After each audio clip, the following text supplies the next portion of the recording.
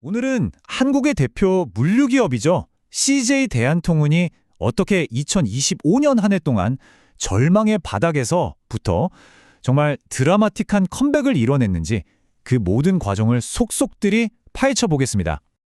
네, 이 질문에 대한 답을 찾아가는 게 오늘 이야기의 핵심인데요.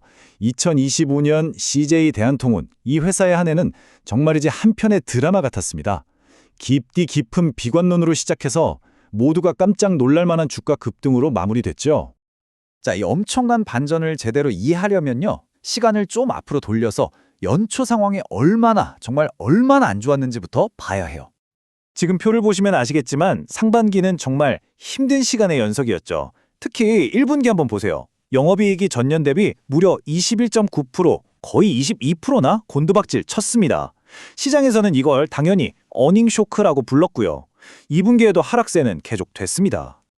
아니 도대체 왜 이렇게 실적이 안 좋았을까요? 바로 이 오넷 서비스 때문이었습니다. 주 7일 배송, 이 새로운 서비스를 위해서 정말 막대한 투자를 하고 있었거든요. 근데 이게 초기에는 돈은 돈대로 들어가고 경쟁은 너무 치열하니까 이익이 그냥 깎여 나갔던 거죠. 택배 물량도 확 줄었고요. 자, 그런데요. 이 모든 암울한 분위기를 뒤집는 반전이 바로 회사 내부에서부터 시작됩니다. 3분기가 되면서요. 그동안 준비했던 내부 전략들이 드디어 힘을 내기 시작한 거예요. 이 회복세를 이끈 건 크게 두 개의 엔진이었습니다. 하나는 우리가 잘 아는 택배 부문이고 또 다른 하나는 CL, 그러니까 계약물류 부분이었어요. 택배 쪽에서는 그동안 돈만 먹는 하마 같았던 오넷 서비스가 드디어 빛을 보기 시작하면서 고객들을 다시 끌어모으기 시작했고요. 그리고 바로 이 두 번째 엔진 CL 부문의 핵심에 바로 이 TS가 있었던 겁니다. 이게 뭐냐면요. CJ 대한통운의 진짜 비밀병기 같은 거예요. AI, 로봇, 빅데이터 같은 최첨단 기술로 물류창고를 그냥 사람이 일하는 곳이 아니라 완전 스마트한 첨단 기지로 바꿔버린 거죠. 당연히 수익성은 확 올라갔고요. 자, 그래서 그 결과가 어땠냐? 바로 이 숫자입니다. 3분기 영업이익이 전년 대비 4.4% 성장했어요. 이게 시장 기대치를 7%나 뛰어넘는 그야말로 어닝 서프라이즈였죠. 내부적인 체질 개선이 드디어 숫자로 증명된 순간이었습니다. 자, 이렇게 회사가 스스로의 힘으로 일어서고 있을 때였어요. 바로 그때 외부에서 정말 생각지도 못했던 판을 통째로 뒤흔드는 사건이 하나 터집니다. 네, 2025년 11월이었죠. 시장에 정말 강력한 촉매제, 아니 거의 폭탄급 재료가 떨어진 겁니다. 무려 3,370만 건. 이게 무슨 숫자냐면요. 경쟁사인 쿠팡에서 터진 대규모 개인정보 유출 건수입니다. 이건 뭐 거의 재앙 수준이었죠. 소비자들의 신뢰가 한순간에 무너져 내렸습니다. 그러자 시장은 아주 빠르고 또 아주 단순하게 움직였습니다. 자, 한번 생각해 보세요. 첫째, 쿠팡의 보안을 믿을 수 없게 된 소비자와 판매자들이 등을 돌리겠죠? 둘째, 그럼 이 사람들은 어디로 갈까요? 네이버나 G마켓 같은 다른 플랫폼으로 옮겨가게 됩니다. 자, 그럼 마지막 세 번째, 이 플랫폼들의 배송을 누가 맡고 있죠? 바로 CJ 대한통운입니다. 이 논리대로라면 CJ 대한통운의 물량이 늘어나는 건 너무나 당연한 수순이었던 거죠.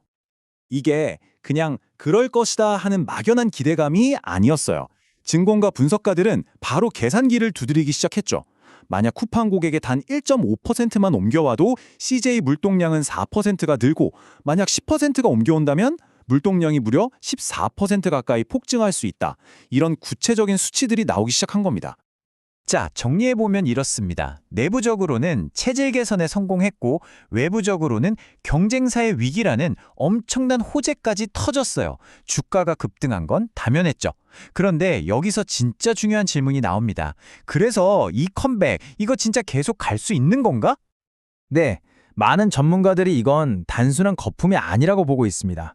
그 근거가 몇 가지 있는데요. 첫째, 오네라는 주 7일 배송 서비스는 경쟁사가 쉽게 따라올 수 없는 강력한 무기가 됐고요. 둘째, 아까 말씀드린 첨단 기술 기반의 CL 부문은 이제 꾸준히 돈을 벌어다주는 성장 엔진으로 자리를 잡았습니다. 게다가 해외 사업도 좋아질 기미가 보이고 주가는 여전히 자산 가치에 비해 싸다는 평가를 받고 있죠. 심지어 주주들을 위해 쓸 수 있는 자사주도 넉넉하고요. 특히 이 밸류에이션, 그러니까 기업 가치 대비 주가가 얼마나 저렴한지를 따져보면 더 매력적입니다. 이 그래프가 그걸 보여주는데요. PBR, 주가 순자산 비율이라는 건데 이게 낮을수록 저평가됐다는 뜻이거든요. 최근에 주가가 그렇게 올랐는데도 여전히 분석가들이 보는 목표치보다 훨씬 낮은 수준에 머물러 있다는 거죠. 한마디로 아직 올라갈 공간이 더 남아있다고 보는 겁니다. 결국 CJ 대한통운의 컴백 스토리는요. 치밀한 내부 전략과 정말 영화 같은 외부의 행운이 만나서 만들어낸 퍼펙트 스톰이었다고 할 수 있겠습니다. 이 일련의 사건들은 우리에게 이런 질문을 던지죠. 과연 CJ 대한통운은 이걸 기회로 시장의 절대 강자로 자리매김하게 될까요? 아니면 우리가 예상치 못한 또 다른 변화가 바로 코앞에서 기다리고 있을까요? 물류전쟁의 다음 라운드는 이미 시작된 것 같습니다.